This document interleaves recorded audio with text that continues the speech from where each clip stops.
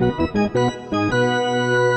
right, Rory, we are back for another episode of Don't Know Ball. Yes. Show that we have now to talk to some people that know a lot about ball. And today it's a special day because this is our first. This is our first number one overall selection in his draft. That is true.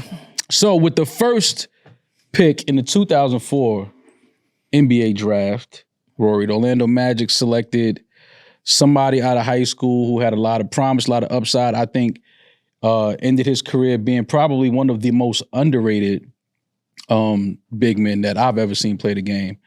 Definitely revolutionized the position. One of the most athletic big men we've ever seen in the NBA. And I probably have more respect for him today now that I got a chance to stand next to him. He's not as tall as I thought he was. So now I got even more respect for him because it's niggas on the perimeter that's taller than him, and they couldn't do what he did. So we are joined today by Dwight Howard. Dwight, how you feeling, brother? That's good. You right. Listen, man. So when he got off the elevator, he was like, "Nah, he kind of small." You know what it is when you no, definitely not saying that. But you know what it is, Dwight, when I stand next to and hanging out with KD, and I stand next to KD, it's like, damn. I would think that Dwight is much taller than a Kevin Durant. Yeah. KD's 7 feet. You see? Yeah. But this is what I'm saying. A lot of people don't know that. Yeah. Right? But on the court, because of aesthetically, you just look like I look like I was a 7. It's crazy when I played for the Lakers and Antoine Jameson was one of my teammates. And I was standing next to Pau Gasol. He was like, bruh, you really ain't 7 feet. Yeah. You like 6'8" for real. That's what I'm saying. I said, what you mean? He said, because Powell's 7'1" and he killing you right now. He way taller than you. I was like, bro, it's just when I get on the court, I look tall because I'm always jumping. Touching the top of the backboard. Yeah. But it's crazy. Like, I was one of the shortest centers to play. Yeah, I mean, one of the shortest, me saying that is crazy, but the way you played the position though, Dwight, now me particularly speaking, saw you in high school, obviously knew the talent was there. Everybody knew you would be the number one overall pick. But that position, and I think that time, the center position was kind of in a different kind of space. Yeah. We didn't have the big dominant Shaqs was on the way out. You know what I'm saying? Those are kind of the latter part of the career. So the big, bulky, you came in and the way you were running, a lot of people don't know this, but Shaq kind of played that way in his rookie years, in his early years in Orlando. He could run, run the floor a lot better than people thought. But what you did at the position was like, no, he's like freakishly athletic at the center position.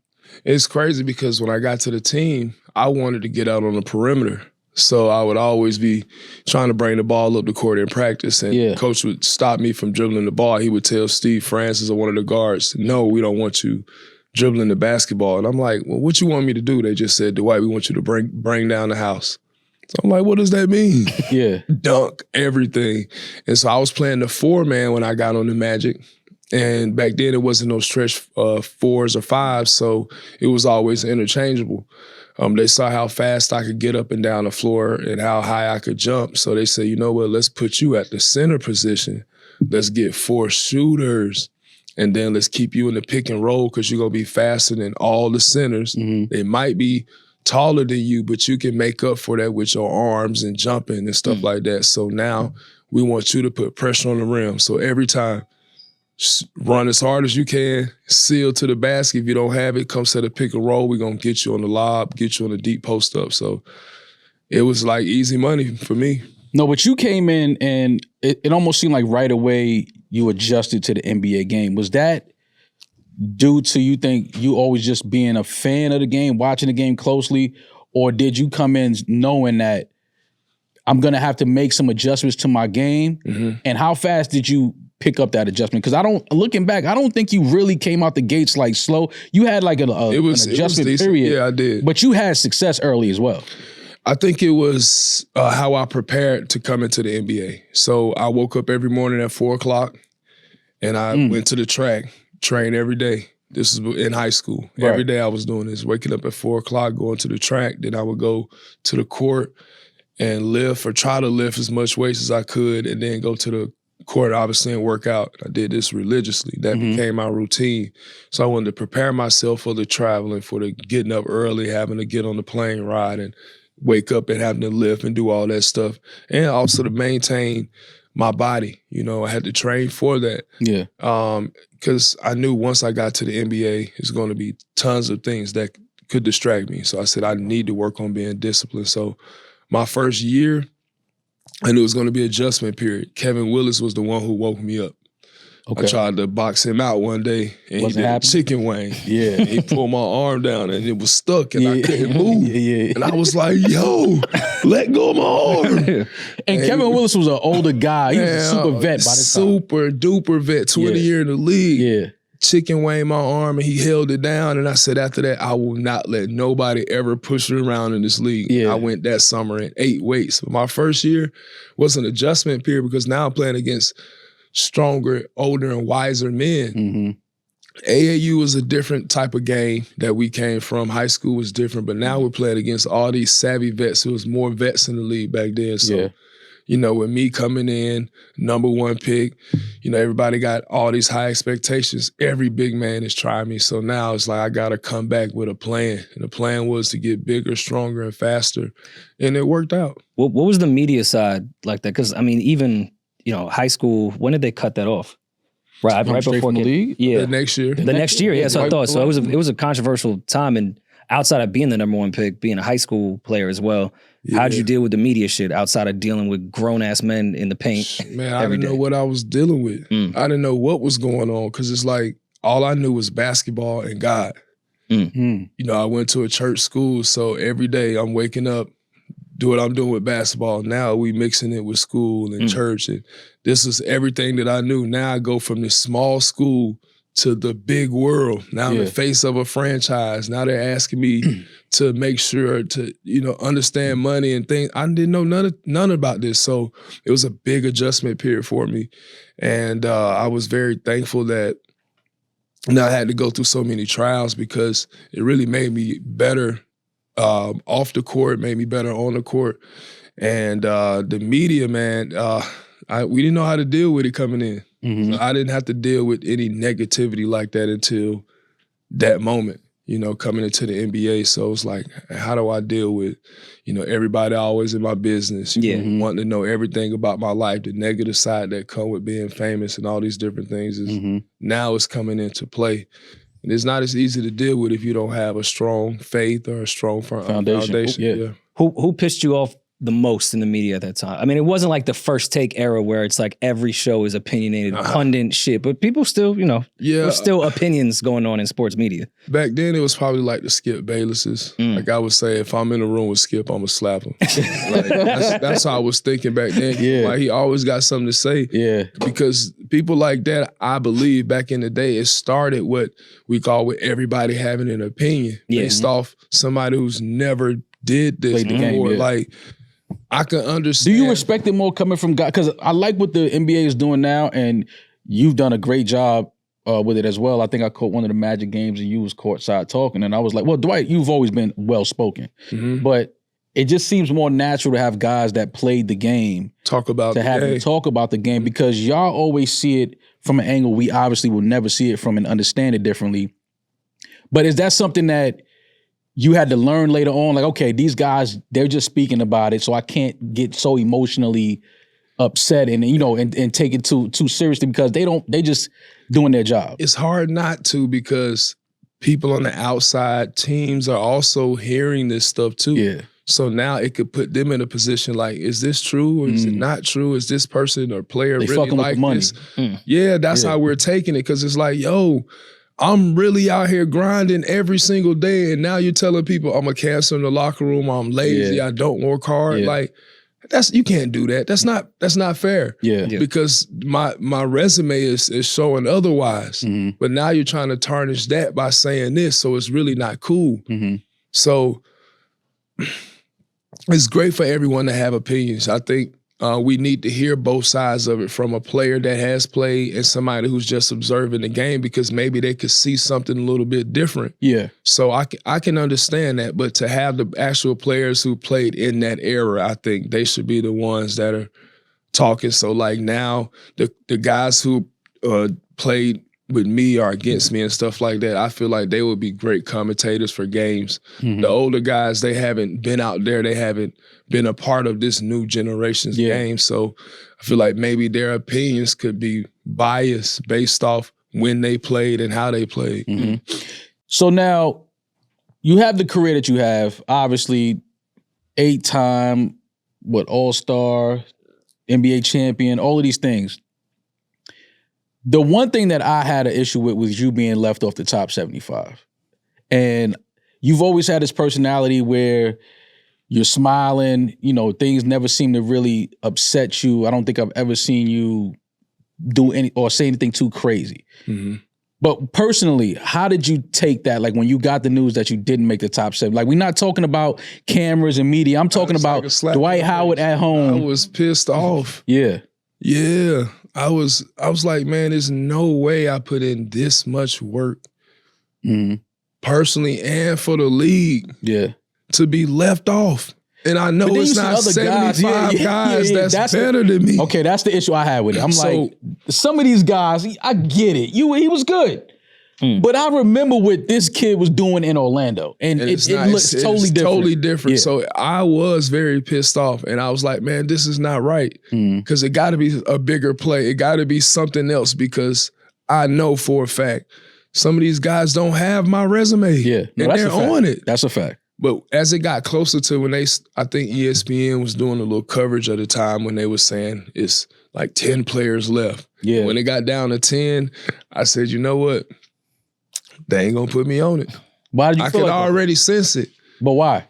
Because if I wasn't already on it by the time it got to 10 players left, come on. Oh, okay. I can't say it's 65 players better than me that done played. Yeah, it would be hard for me to name 65. So for that to happen, or 60 players, 65 players left, whatever, for that to happen, I'm like, yo, I'm not gonna make it. So I'm watching on TV like, damn. You would obviously know about NBA politics better than most for the length of a career you had. Do you think there's a reason why you were left off? Was it politics as usual? Is there a specific person or entity that? Man, that's a tough one, man. I don't want to put nobody out there like that. I don't know. It gotta be. Yeah. It gotta be like, it's just, the numbers don't add up. And it doesn't matter, like, it's the thing that people all say, well, he did this off the court. It has nothing to do with what happened when I stepped between them lines. Yeah. You can't take that away from nothing by rumors, stories, whatever people are saying. It has nothing. Talk about the real story. Let's put in the film and my stats and accolades to show if I was really taking the game serious or not. You can't go by Skip or people saying, oh, he was just playing the game. He wasn't playing for real. Like, what? The numbers and stuff don't show that. Yeah. So then I'll ask with this list thing, because this just happens with podcasting. We go through every fucking Complex music list, every rapper list, and we just had what was it, LA rappers that Complex just put out? And we were debating like, all right, yeah, there's legends on this list, but they're from an era that like, you're only on there because you were in the beginning. Yeah, like you started. You're not better than this other rapper. You just have a legend status because you were there in the beginning. Do you think that also lends itself to basketball? Like some people on there? Yeah, like you wouldn't have, in my era, you would have got cooked. Like you shouldn't even be on this top 75. Like it was somebody on there. What was his name? Sure, he's white and his name was Bob Cousy. That's his name. I played with him on 2K on live when I was in high school, and I was better than him. Ain't no way, Dolph Shays. His name Dolph. I'm sorry, and I love young Dolph. Rest in peace. I'm not talking, but his name Dolph Shays, bro. There's no way he top 80. Get out of here. No, listen. It's more names than that on that top 75 where I was just like, I don't see it. Like not because again, Orlando Magic, Dwight Howard. Like I went to games at the Garden, went to games to Nets games. Like when those teams came into the city, there was like how do we stop him? It was Jameer, it was other guys, but it was like, what y'all gonna do about him in the paint though? So when you have that feeling in the arena for part of your career, there's no way you could say, yo, there's 75 players that had that same as well. feeling. No. I know it's not. I just know it because and it pissed me off. I remember seeing Sam Mitchell in the airport in Atlanta. And he was like, man, I just want to tell you, man, that top 75 shit still got me mad. And then when he said that, I was like, man. Yeah, Van Gundy, your coach, he had some things to say about it. Like a few people kind of spoke, I was like, nah, they got that one wrong. Like, not. But Dwight who belongs is in top. they? Who are these people that actually voted, and how did they get the right to vote for these? You've never had that conversation with anybody? I'm saying we have talked. They've showed the list, but it's like, how are these people the ones who have the criteria to vote for these 75 people? What makes it? Yeah. I think one of the people was a player. Yeah. Am I not mistaken? He's playing now. Yeah.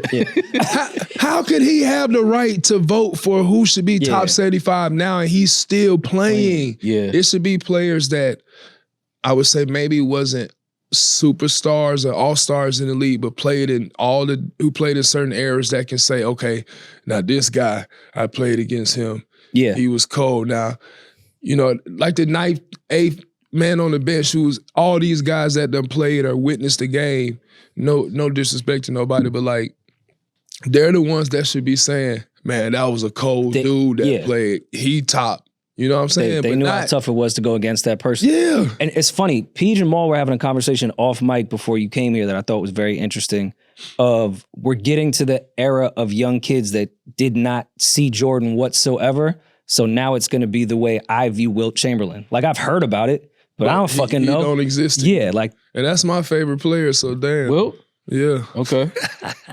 But we're just getting that part, like, where someone playing right now, Right. how could they vote on the top 75 players ever? And say Wilt. Like, they didn't actually watch them. They didn't play against them. How do you even vote for that? Because the name, it's like for this. A lot of kids never seen Shaq play.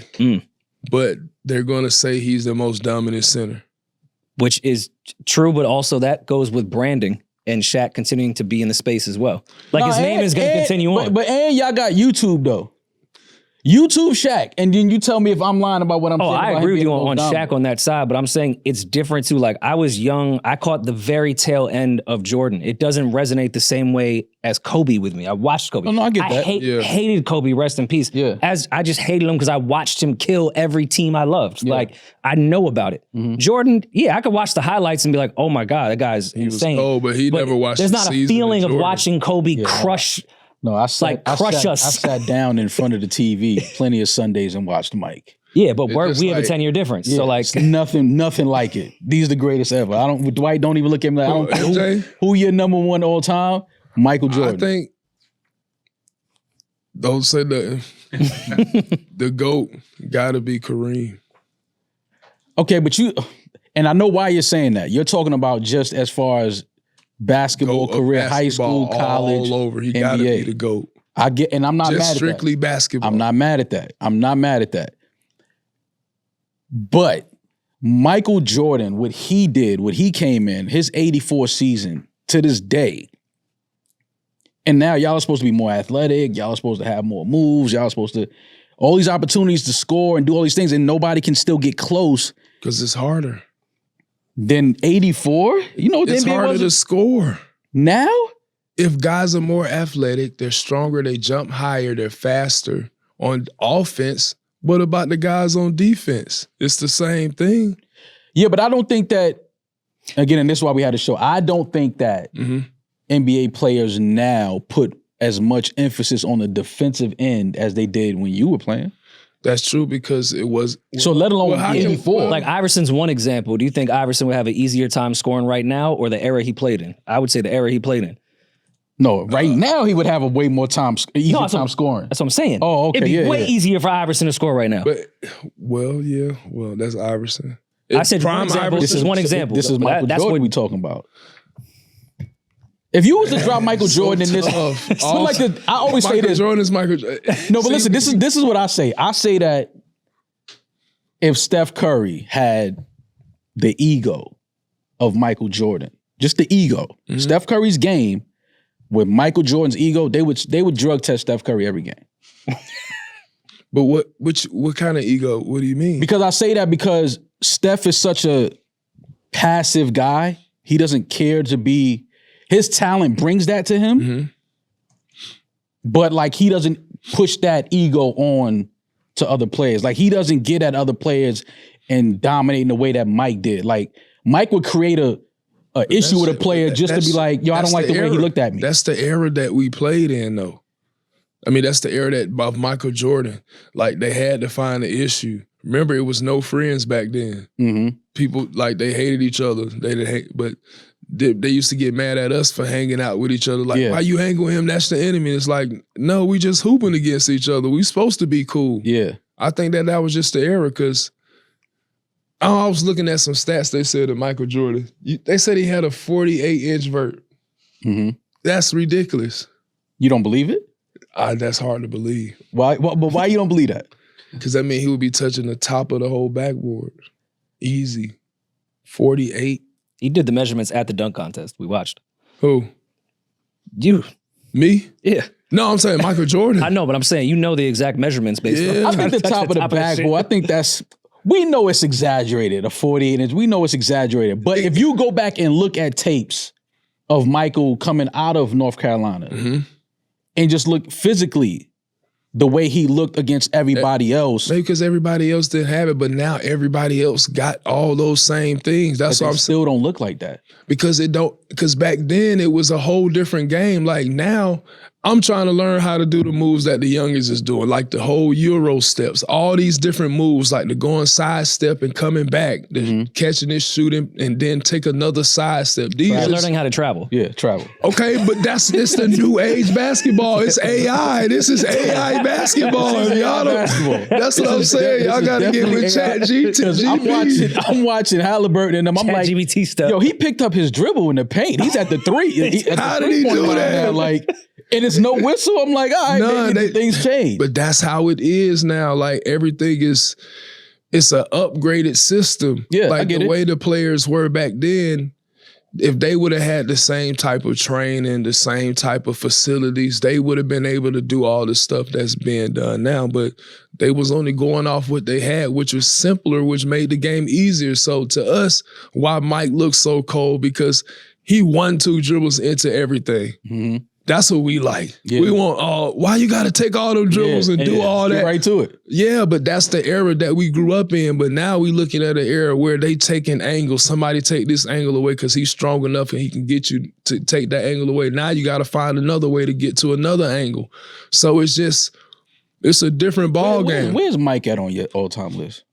Because he got to be 2 or 3. Okay. All right. I just have Kareem at 1 because I respect that. If you would have had him going 5, I'd have been like, all right, Dwight, we can't. What are you talking about? It's You just can't name Kareem. 5 players better than Michael. No, you can't. But Okay. Kareem is just like. I'm not mad at that. I'm never mad at nobody that has Kareem Abdul-Jabbar at number 1. How many points he got total? 39, 30, no points. 38. Something crazy. All 2s. You know what I'm saying? You know how hard that is to do? And he only had 1 shot. Yeah, I get it. So No, he dominated. He dominated every level of basketball without a doubt. I'm never arguing Kareem Abdul-Jabbar. And he did it with 2 names. Yeah. He might be the coldest then.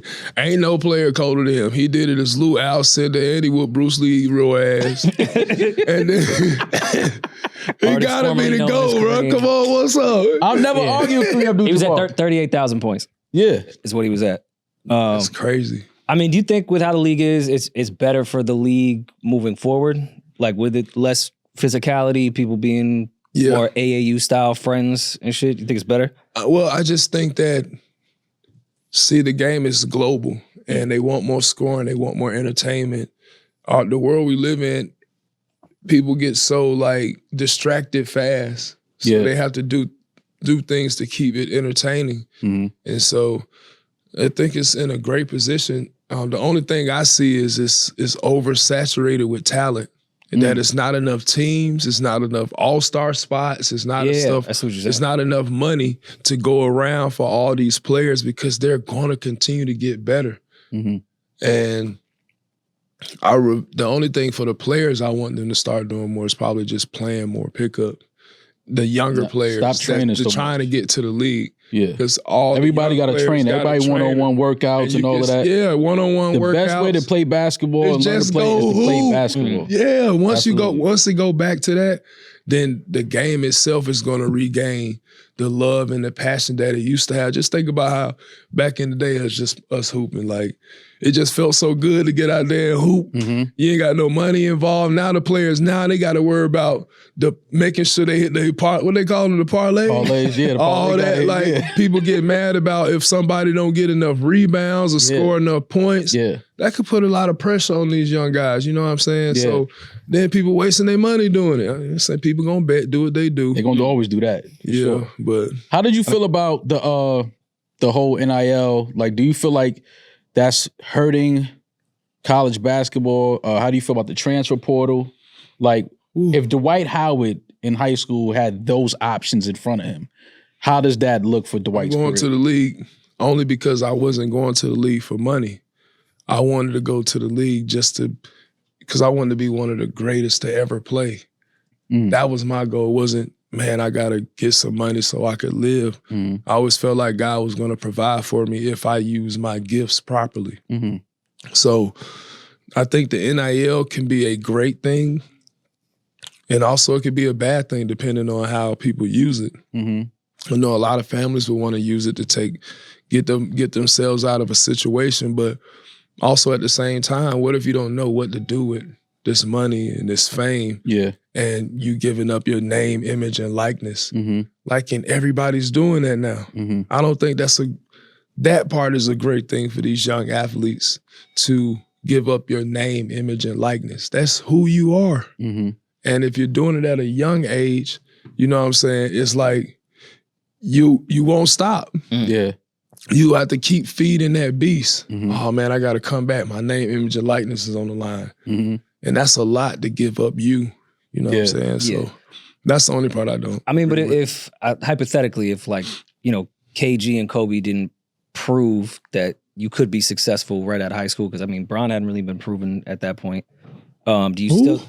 Bron was what, a year? Yeah, well, he right after me. He made right before me. Right before, year before me. Yeah, one season. Proved.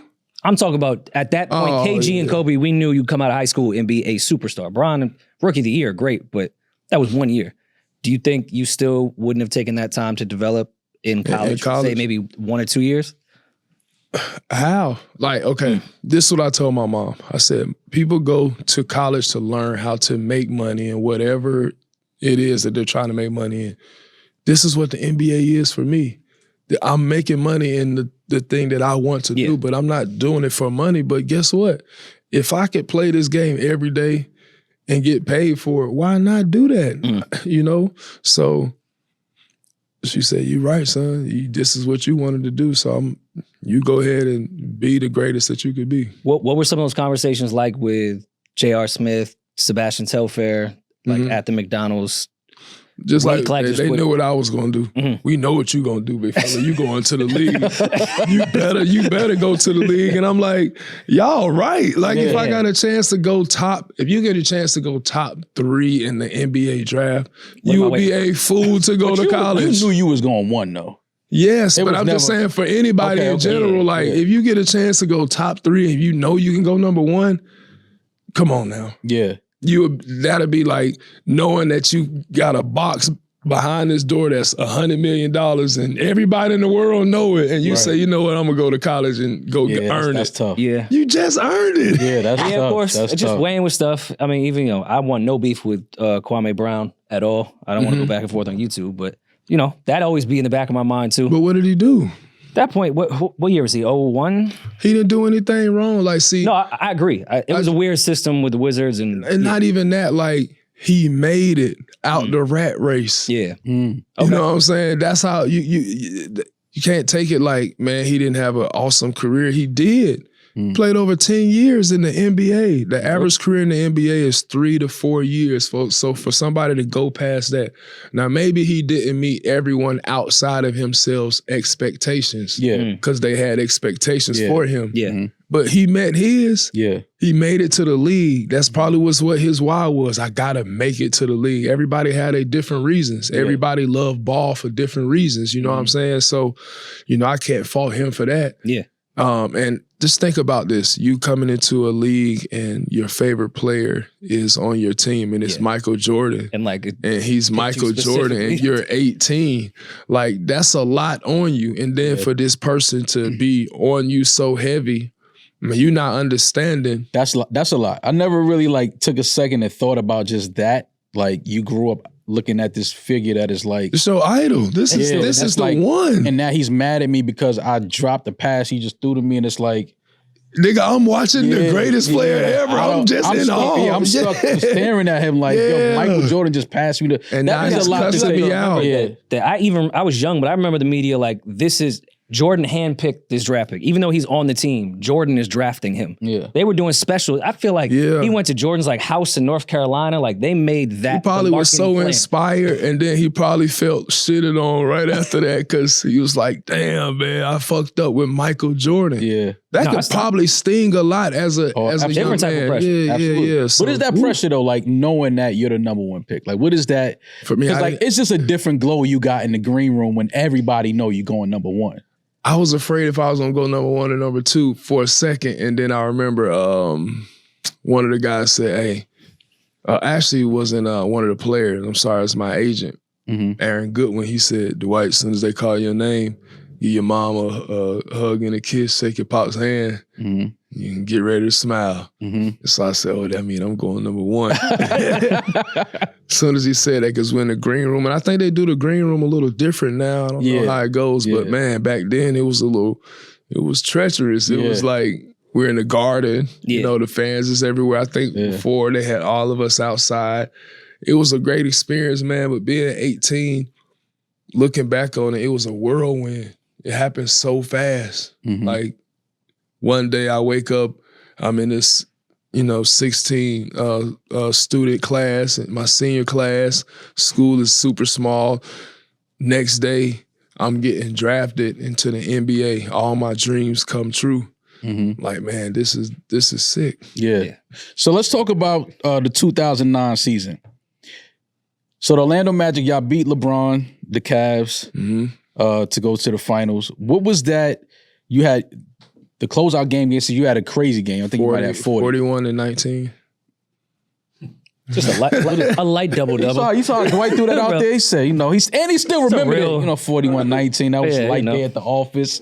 Got it done. 40 and 19 is 40 and 19 is absolutely, but against that team, against that player, in that moment to go to the finals, like in the what do you as a player take us in that moment where you feeling in the zone like, oh, I'm having one of those games. This is one of those. Like, what is that?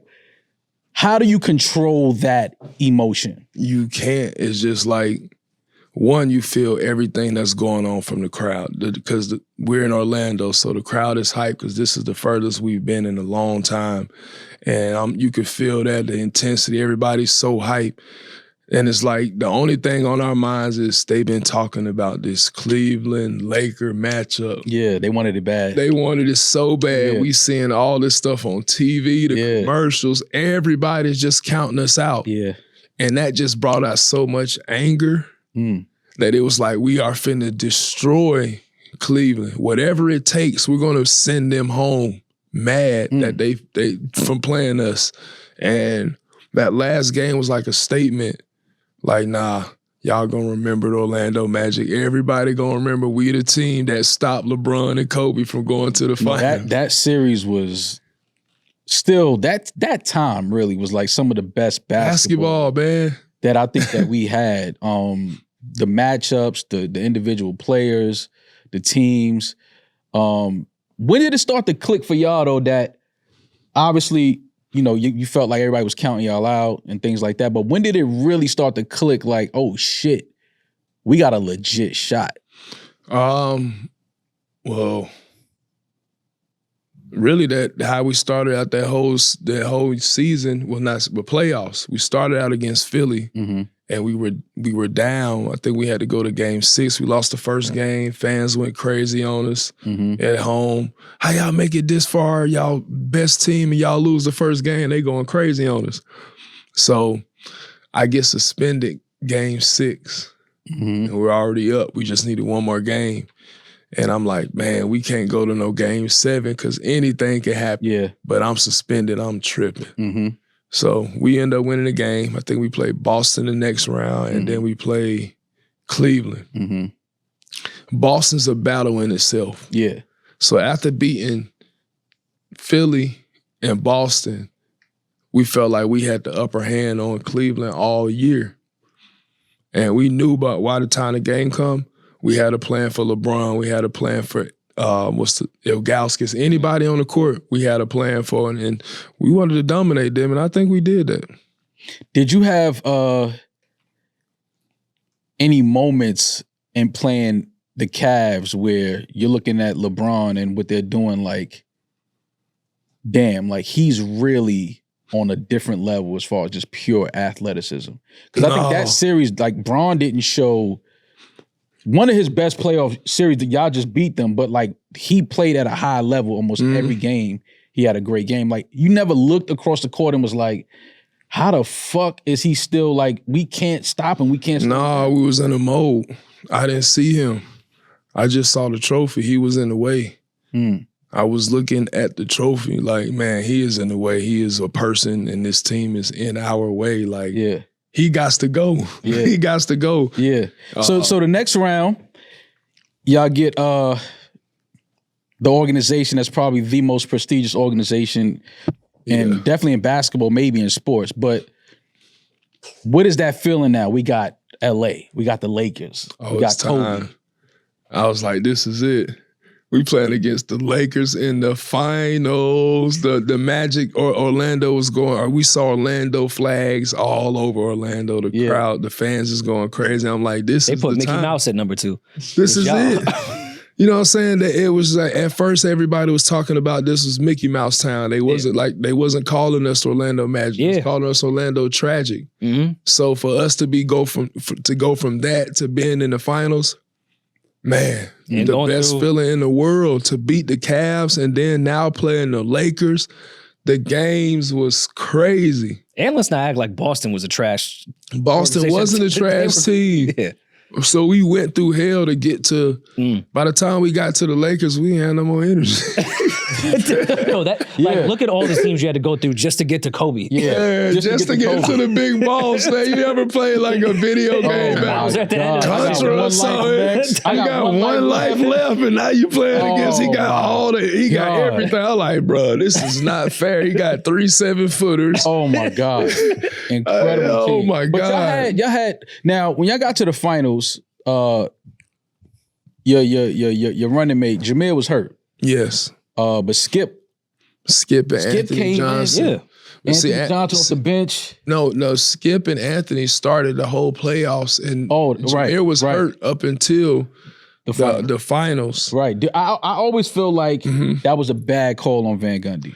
We can't blame Van Gundy, and you know, a lot of times we tried to blame Van Gundy because he was the head coach, but we all agreed to have Jameer play too, for Jameer to come back and play because we wanted him to play. It's not like we did. Yeah, but I think it kind of messed up the chemistry between Anthony and Skip. You know, that kind of put them in a place like, man, we got y'all here, and obviously we rock with Jameer, but man, me and Skip did our job. So looking back on it, like, I can understand why Coach and all of us wanted Jameer back, because we thinking like at the time, like, man, we finally got him back. Now it's go time. But chemistry and timing is super important. Everything has to be aligned in order to win those championships. And that was our one time. That was our one shot. We got somebody that wanted to call in and just talk to you. I told him you was coming in today. Oh, so oh my God, Thunder! Oh my God! Yo, we was just talking about the 2009 finals, And yeah. Dwight was saying Trev couldn't guard him. He was like he kept calling for a switch. He wanted you to get caught in the switch. Guard Dwight?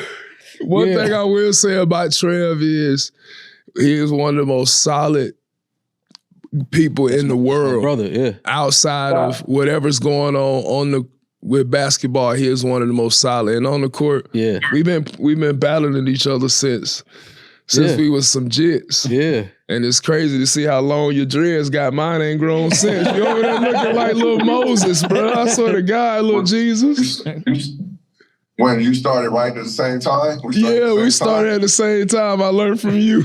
Oh, ass head. Baby ass head. That's why. Yeah, man. So we were just talking about the 09 finals, Trev. When did y'all feel, when y'all got, because obviously Dwight was saying everybody wanted LA, Cleveland to see obviously Kobe and Bron. But Dwight and them sent them packing. When Dwight and them sent Bron and them packing, did you feel like, oh, we got this, this is easy, we walking through them? Or did y'all feel like, damn, man, we got to go out there and beat this big shoulder dude and Jameer Nelson and them? Man, first off, personally for me, I wanted to play them so bad. So I knew like if they won, like it would be like the energy of like just the world and the universe just coming back on their ass if we played them. Yeah. You know what I'm saying? I played there, they traded me. Yeah. Orlando traded me from, I got traded from there to LA. Mm-hmm. You know, so I knew their whole everything that they did. I knew what pissed some of the players off. Mm-hmm. I knew what got under Dwight's skin. I knew how to agitate them. So, like, the things that I would share about what they did, you know, I would tell my team. Our teammates, we would use that shit. Yeah. So, yeah, I felt like we had the advantage in a way. Well, Dwight, he said that he didn't, because I respect what Dwight said. All of them agreed to have Jameer come back and play, but I felt like what Skip and Anthony Johnson was doing, I think that kind of messed up the chemistry. Did y'all game plan for Skip and AJ? And like once Jameer came back, like what was the switch that y'all made in the locker room? It is crazy because I think Mir was an all-star that year too, right? Yeah, he was.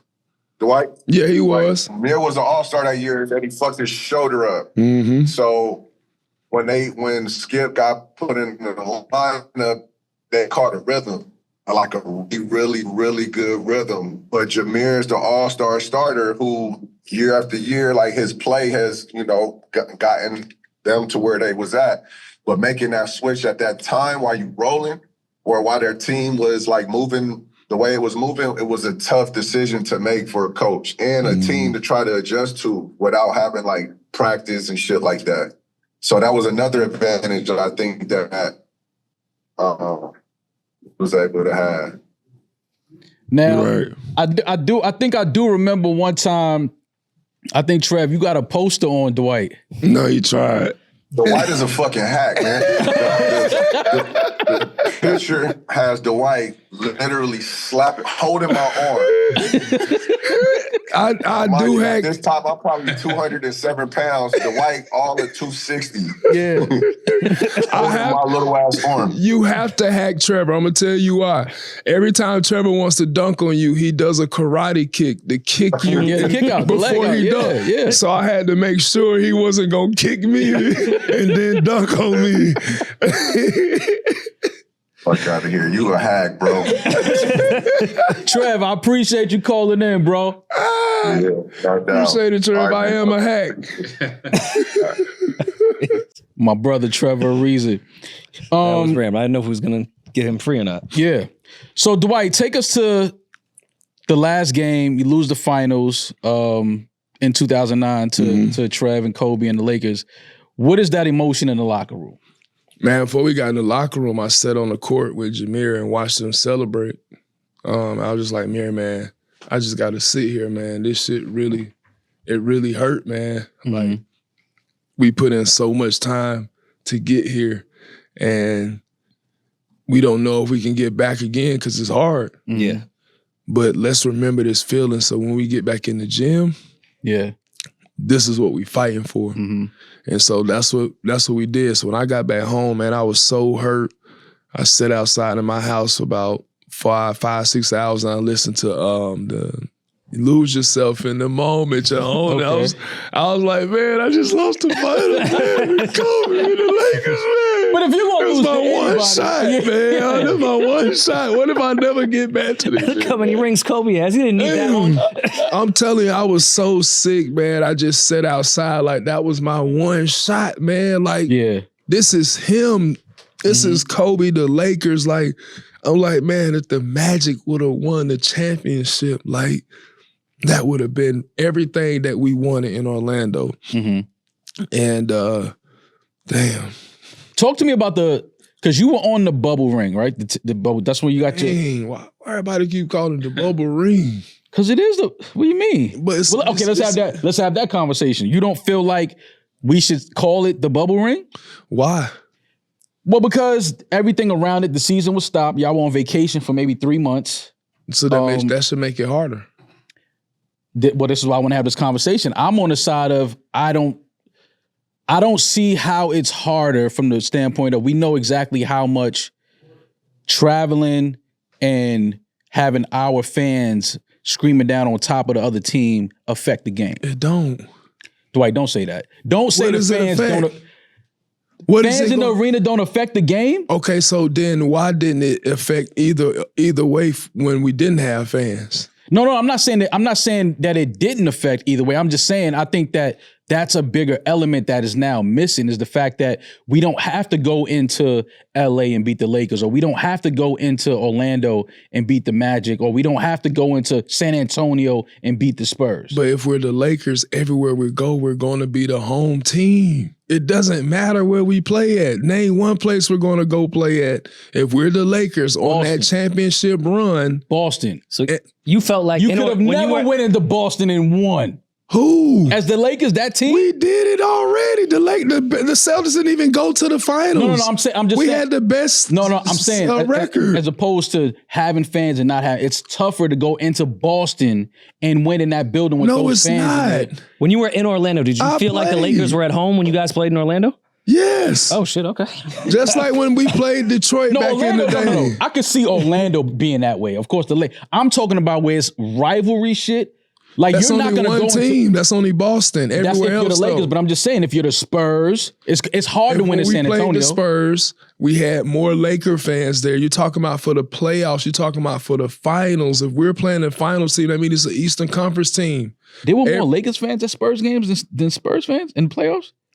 We didn't play them in the. I'm just saying, like when the Lakers played the Spurs, like when Kobe, I did play them. The Spurs is not. But back then, it was a lot of Laker fans at them games. I'm sure it is because the Lakers, the brand is just. And so that's what I'm saying. We got home court advantage everywhere. We're not getting affected by that. But how does it?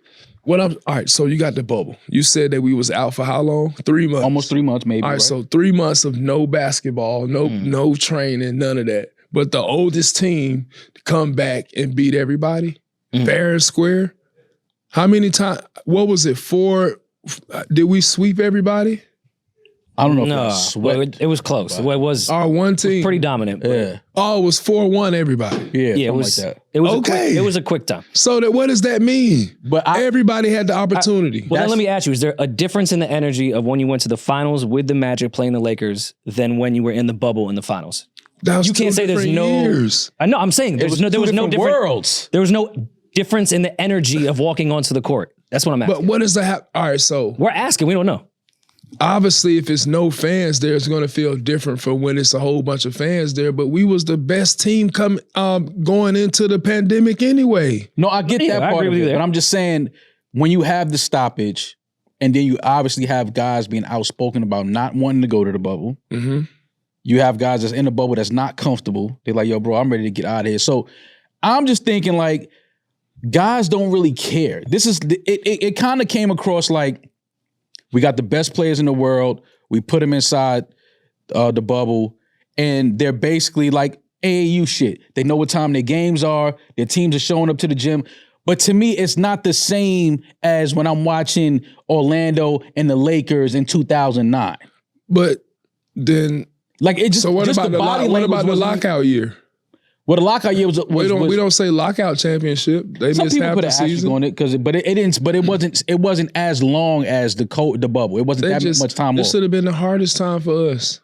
That's a harder time. We're in a bubble. We You can't played. go nowhere. I'm asking you if you feel like it's tougher. Then I'm taking that from you it because was you actually tough. played in 2009 and you played in the bubble championship. So What I'm saying is tough is the circumstances that we're all up under. I would love to travel during the finals and be with my family and go to LA and chill. That's probably harder to play now. Cause now I gotta worry about everybody coming to the games. I gotta worry about making sure the tickets is right, the flights is right. that's what I'm saying. It's harder. It's tougher. But it has nothing Under to those do with circumstances. basketball. This Yeah, is pure basketball. basketball. You get out there So once y'all playing, y'all playing. But there what I'm are saying elements. is in the bubble, it's pure basketball. So it should make it harder to play against another team because there's no other circumstance distraction. besides basketball. So now everybody's playing they best. Jamal Murray, he's getting 50 pieces in the bubble. Mm-hmm. He had nothing to worry about. He had no other outside stress when it comes to game day. Now, the stress that we had is dealing with the whole world being at stop. We getting COVID tests 3 times a day when we can't even catch a cold in there. Why are we getting COVID tests so much? Mm-hmm. It's no reason for that. It's Yeah. nobody there but us. Imagine waking up every day getting a real COVID test 3 times a day just to play a game. Mm-hmm. So, yeah, people could put an asterisk, but they wasn't there. So No, I of get course it. they're going to say, well, that was easy. It's LeBron. That was his team. Yeah. But come on, man. If the Knicks would have won, y'all, I bet you would have said it was an asterisk. I would. That would be a nasty championship. I would say it was the greatest championship of all time. Because y'all got a championship. But I would say that's nasty. I don't even would not say want bubble that. ring. It though, would so- be nasty because there's no parade and no other stuff that come Exactly, with it. That's exactly. the nasty part. Yeah. Like, Yeah. I want a parade. I want at least, Yeah. we didn't get a chance to do nothing, man. Only parade I got was on my 2K, man, when I won. That's, All right, so see, this is damn. So you didn't win in 2009, but you won in 2020, right? Tough question because I think I know your answer. Would you rather had won in 2009 than 2020? yeah. Why? Orlando? Why? It's Orlando. Okay. First championship. Yeah. It's a staple. Like that That's like changes the everything. first one that changes everything. So of course in Orlando, and then the crowd is there. This before the new arena's finished. Yeah. Oh my God, going into the new arena with a ring. Yeah. Psh, All right, quick And the question. parade at Disney World would have been fun. parade That's- and to end up at Disney World. Oh my God. Yeah, that's You nasty. could literally say at the end, like, you just won the NBA championship. What you gonna do? Like, I'm going clearly to Disney across- World. Yeah, I'm I'm going about to- across the I'm about to walk- street. I'm going across the street. my car's Big parked. gang, I'm come going pick me up in I'm the going back to my Rolls Royce. room. double parked in front Hey, of the Nick, I got some sauce for you, nigga. I'm going to my room. All right, prime Shaq or prime Dwight? I gotta go with myself, but Prime Shaq is a big old beast, but I'm not backing down. No, I know you ain't backing down, but 32 in Orlando? 7'2", 7'2", 320. And I'm pushing 6'11" with shoes on, 265. It's cool. I'm going to battle my ass off. I'm strong as shit. So, hey, I'm going with Prime Dwight. Okay. I'm mad at it. I'm not mad at that. I'm going to fire the shit out of him 2 times. But you know, in our career, if you ever seen it, we both have, I think we average like 5 fouls every game against Oh, us. yeah, Oh, yeah, for sure. Absolutely. There's a lot of that going on. Hell yeah, A lot of absolutely. fouling. What does the NBA need to do with All-Star Weekend in general? Not just the All-Star game, but 3-point contest. Dwight got to come back in the dunk contest. What? I mean, what you want people to do, I'm telling y'all, it's oversaturated. Like, think about it. Y'all, we done seen all the dunks in the world. What else can somebody do? Do you think they we need to ain't add in seen. some of the? I mean, they try to do it, but some of the YouTube dunkers and Yes. bringing people up from G League just for that weekend, like You can do that stuff too, but again, now everybody wants to be compensated for what they're doing, their NILs. Damn. I mean, they make enough money doing it. I'm They for make real. enough money on NBA no, All-Star nothing, Weekend to pay a nothing. YouTuber. I understand that, but the YouTuber is saying, hey, if you want my name, image, and likeness, and you want me to get out there and dunk, I want to get paid. I want to Oh, as they collab should. post. I want to do all this stuff. So now I think they're looking at all that. You know, the biggest thing is to attract this new market. So if I was them, they got all them chat GTP servers. Just ask all the AIs, and the AI's gonna tell them how to make All-Star better. They're trying something where it's the world versus the NBA, right? They already do that though. But that's what the younger guys. That's But not where they gonna play that? The world versus US in the States? Yeah, like for All-Star Weekend.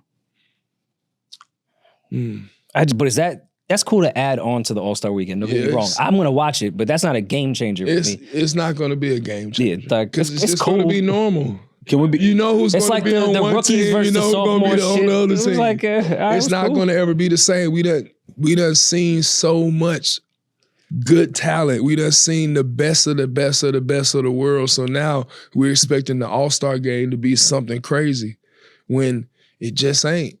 The times we lived in, we probably got to let that go because it's nostalgic for us to be like, damn, I remember when we was in the All-Star game, everybody had their home jerseys on, Yeah. all that stuff. Yeah, it's cool, but now the times is set for something different. You know I mean, what I'm saying? I like the idea of having the world versus USA in the All-Star Weekend only because I don't know if the USA wins. Oh, right now? Right now? But that's what the young guys game, but who gonna play? The last 3 How they MVPs gonna is not really even from play? America. But how they gonna? Are people gonna really play? And what's the incentive? I think if it's that structure, that format, But what's the incentive behind it? Shit. And who do you pick? How do you vote now? I think if they did it with the actual All-Stars, it would give more incentive because I think America would have something to prove. Because I think But it would get a little that goes back embarrassing to if the it went. Olympics then. So why do you got to No, do but it? Might Olympics as well- difference because it's every single. If it's the world, everyone that's just not a the United best States players citizen, from each team in that's the world that's a versus matchup. versus the US, the best players Yeah, there's something to in prove the there. US. That could be tough. Like, cause now you got Luka on the same You team ain't as got enough Jokic. time. You ain't got enough time for it. You need more than the All-Star game. Yeah, One you game can't just ain't do gonna that. really Yeah, prove it too. yeah. You see what I'm saying? Yeah, Enough yeah. time. One Because game, you like, yeah. man, hold on, who we gonna get? We got to make sure we pick the right guys, and then it take away from it going back to the All-Star voting. Yeah. Remember, these guys is also trying to make sure for longevity they get on the All-Star team so they can get another year in their contract, all True, these yeah. different things. So now that the money is so much stuff involved, it just make it difficult. The one thing I would like to see is not with the All-Star game, but Olympics. Instead of having the Olympics in another city or another country every year, I think that they should go back to Greece, where it started at, fix it up to where it looked like the old school kind of style, but make it new school. But just keep it there every year so we can bring the value back into it. Because when you have it in every place country. around the world, they putting all their money up for 1 year or for a couple years just to build this place up. And then now when the Olympics is over with, you got all these nice venues, but nothing to do with it. Yeah. I'll do you one better. They'll build all that shit just to bid. They might not even get the Olympics there. Yeah, Like, just to bid for it. So just like they having it in, are they still having it in California? it's in LA, yeah. The next one's in LA. So they have it in LA. They had to bid for it for a couple years. That's What why they you gonna get do about all Sophie the Stadium people? because of the Olympics bid. What about all the people that live there that have to travel and work who are not going to go to the Olympics, who have to just live? How they going to do all that stuff? So now let's put it back to where it started. Let's bring the value back into it. Let's kind of get the real gold medals, the real silver medals. Make it mean something again. Like every country when they go play in the Olympics, it really means it don't seem like it's like for us. In America. So I think that'll get back to everything else. Like, hold up now. If we want to be the most dominant, let's do it in the Olympics. Let's be the most dominant in NBA, baseball, whatever it may be. Now, this news just broke. The Buss family is entering an agreement to sell majority ownership of the Los Angeles Lakers to Mark Walter, the CEO and chairman of diversified holding company TWG Global. This just happened? Just happened. News just broke. The Buss family is entering an agreement to sell majority ownership. How much money did they just get? Ooh! I don't know if there's a number. Is there a number? They So must now- have broke the bank. Yeah, we talking Jesus about Christ, you talking about billions. we talking Easy. I know Easy. I know the one that who done transitioned a couple years ago. He done woke up out that grave. Y'all did what? yeah. 10 billion. $10 billion. $10 billion? Alleged now. 10 billion. Alleged $10 billion? Is that enough? Oh, that is enough. That's enough. Yeah, that'll get it done. 10 That's billion, a that'll country. get it done. Genie! You're never gonna see her again. It's funny because the same shit Dwight doing, that's what Phil Jackson somewhere doing right now. I'll do the triangle again. Scotty.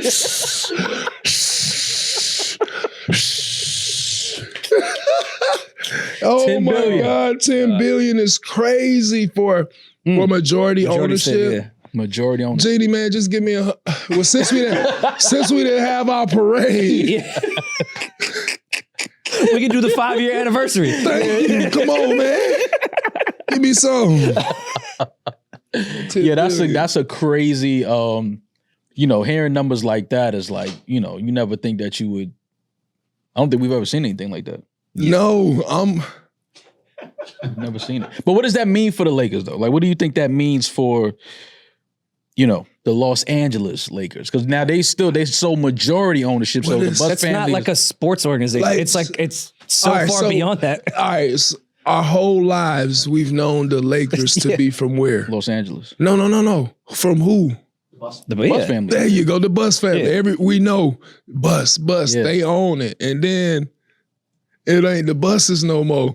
It's just like the world is changing, bro. Yeah, that's exactly what that. That's like Steinbrenner not having, or the Steinbrenners not having anything to do with the Yankees anymore. But that's the only family I could compare that to. Yeah. This a glitch With those in the type of matrix. organizations. $10 billion. This change is, They're not sports orders. They're fucking like Walmart. They're this shifts Kellogg. shifts a lot of $10 billion. Yes. What are they about to do to the Lakers? I want in. Listen, I will be whatever y'all need me to be on the team. Hey. And now I totally understand why it's not the Staples Center anymore. Because who shopped at Staples? Yeah, no. They can't afford They that can't shit. No. See, and then they smart cryptocurrency. Now it's blowing up. Who can we Google who bought it? A multinational conglomerate holding company founded by Mark Walter with interest in financial services, insurance, AI, technology, sports media, entertainment, and energy. So it's one of those companies where you know absolutely nothing of what they do. No. It's just a bunch of words and they're billionaires. Okay, one of those. Private investment. You do everything. Oh my God. Anytime you see private investment services, With an enterprise value exceeding $40 billion. And they just How you even get but they $40 billion? gave the Lakers $10 billion just That on. 10 piece, don't worry about it. Hey, here's $10 billion. We're gonna take this company that you had for 30. How long the Lakers were there? Probably 50 years, maybe. oh yeah. What can they do with the Lakers now? 70s, I believe. Do y'all think that was a great move? Well, money talks. That'll get it done. Like In you this said, $10 world, billion. $10 Hate that we always bring up billion. AI. Who knows where AI and sports are going? And I now, know where AI now and you sports is own going. everything So that you has know to where do it's with the going? Lakers. Where's it going? It ain't gonna be no more players. It's gonna be all AI. And so Dwight, I'm not doing this. No. That's really what I was getting at. Eventually, Hey, now I'm they own telling the you. Lakers for AI and all the likeness of every player that was ever on the Lakers. It's over. Who knows with. what they just bought for $10 million? It's over with. He was man. folding in that deal. Ain't none of us gonna be playing. Everybody's gonna be at home looking at VR sets of fake LeBron James. Now, I do believe the way we'll view basketball games is going to change. Yeah. I can see them doing something where each player has a point of view camera on them, and you can kind of watch, figure That's- out who you that's want to happening follow soon. the whole game, That's things too like that. damn much. See, they taking away from the integrity of the This- sport. but But that's at what the I'm saying. same time, it's AI, and this is what people want. They always trying to stay a step ahead of the game. So this is a major move. When you see numbers like that, though, Dwight, as a player, a young Dwight Howard, let's say he's drafted by the Lakers, amazing first 3 years. It's time for you to get your extension, your negotiation. Now you're negotiating with the Lakers. This deal happens for $10 billion. What does Dwight and his agent sit down and talk about? I'm gonna say, agent, I love you. And refer to him as agent. You know his full name, yeah. Agent. Agent, I love you. Yeah, agent, I love you. Yeah. But this next deal, I think I'm gonna have to do it on my own. You're not taking 10% of this. If you get 10% of this $10 billion, it's up. No. But I mean, does that change any of the market value for Lakers players just because that deal happened? What's the salary cap? Yeah, I mean, the cap's going to be the cap. The cap's gonna, yeah. Well, the cap is always a cap in this league. That everything is capped. No, Everything is I did not mean that. Yeah. Yo, the big three. We can't let you go without talking about this. Now, Big three. they hit the chat the other night. They said we had Dwight coming in on Wednesday. I'm like, yo, yeah, Dwight, man. I hung out with Dwight and Trev a couple nights when they was here in New York. I said, Dwight, cool, man. Then they send, because we were supposed to have Lance here earlier today. Yeah. But he missed his flight. So they was like, yo, any overlap? Like, I said, what happened? So they seen the clip. I'm like, that's just basketball, man. Yeah, we over it. Yeah, like, it ain't nothing. See, I think before that, they had allowed so much stuff to happen before the game. Mm-hmm. And I think it had, I was just out of my element. Okay. And I was pissed off more so at myself after that for allowing that whole game to even get to that point. Okay. Because You feel like you played a part in it? Getting to that point? Yeah. Okay. Because I mean, one, I didn't know how the game goes in the big three. You know what I'm saying? So, before the game, everybody's like, yeah, this is a trash talking league. We want you guys to talk trash and all type. I'm like, okay, then I can talk trash. What else? Yeah. Yeah, I want y'all to, it gets way physical. I'm like, okay, all right. Mm-hmm. So when we're playing, like certain things was happening. It was a play where Lance had he got scored on and then he shoved the ball in Jordan Crawford's chest. Yeah. And so that kind of got Jordan heated. And Yeah. the next play, you see Jordan taking his finger and like, going all up in his nose and searching for boogers and shit. Yeah. So that happened. Then more in the game, they yelling in our faces. Before the game, they doing the same thing. So I'm like, man, this is a little bit too much, man. Mm-hmm. And so it was the play where me and Lance kind of get into a scuffle, kind of like pick up his fist and act like he's going to throw a punch. Mm-hmm. So I like put my hand up like, hold up, what the fuck going on? Yeah, Then he did it again. So I'm like, yo. Yeah. And then at that point, I'm like, I kind of blacked out for a second. Yeah. Then when I grabbed him and started to pick him up, I'm like, oh shit, I'm fucking tripping. I'm fucking tripping. But that's how I started. I thought, but in the moment, I'm in the moment, so I'm like, oh shit. Yeah. And I'm also thinking too, like, by the time they see us really starting to go, I'm thinking everybody, because I'm like, oh shit, this is too much. Yeah, they gonna break it up. Yeah. Yeah, then it just, I started tripping over shit in the floor, the people on by the basket. Yeah. And then I'm looking at babies and shit. I'm like, man, Imagine falling down seeing a baby like, yeah, I'm like, man, damn, this is a lot. So I'm like, man, damn. But I mean, it's not that. But that's just basketball. Though. I think I sent that to the chat. I said, man, that's just bad. They didn't throw no punches. Yeah, I'm like, man, first of all, throwing a punch that's so disrespectful. Yeah. And basketball, all these kids and families that's there, like that's when it becomes a brawl, when you have some kind of situation like that happen. Mm-hmm. And so I'm glad it didn't escalate to that. But I'm glad it did happen too. We kind of got all that extra energy out the way now. Now for the rest of the season, everybody can just hoop. Mm-hmm. Now we saw Michael Beasley and Lance just play one-on-one last week. Mm-hmm. How good is Michael Beasley? To me personally, I feel like he probably has the same skill set as a Carmelo Anthony. I don't think he had obviously the professionalism and maybe some other things kind of, hindered his potential in the career in the NBA and what he could have accomplished. Mm-hmm. But just from a skill set, to me, Michael Beasley is one of the most gifted basketball players I've ever seen. I think he is too. I think, it's just timing. Mm. He was in a team, in a situation, in a time where it wasn't accepting, I guess, with how they felt his behavior was. Mm-hmm. Miami, whatever. And, once you get kind of a bad rep in the league, it's really hard to come back from it. Mm-hmm. And I think he's awesome. I remember meeting, Mike in high school, him and KD at Top 100 camp. Mm-hmm. And they had asked me to talk to both of them. And I saw both of them. I'm like, man, both of these guys got a chance to really be special. And I told KD then, I said, man, you can be one of the best scorers in the NBA ever. Mm-hmm.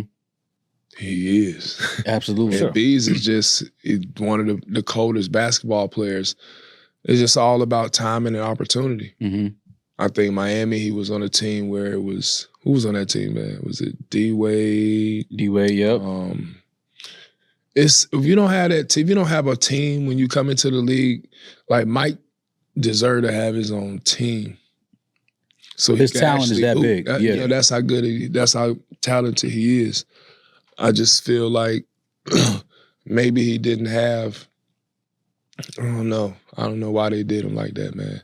Yeah, I don't know why. I think that it can make you depressed. Oh yeah. I've had those days and those moments and those times of depression. Like, man, why this team do that? And it's like, you can't expect me not to make a mistake or fail in certain situations. Like, you know, one, I'm human.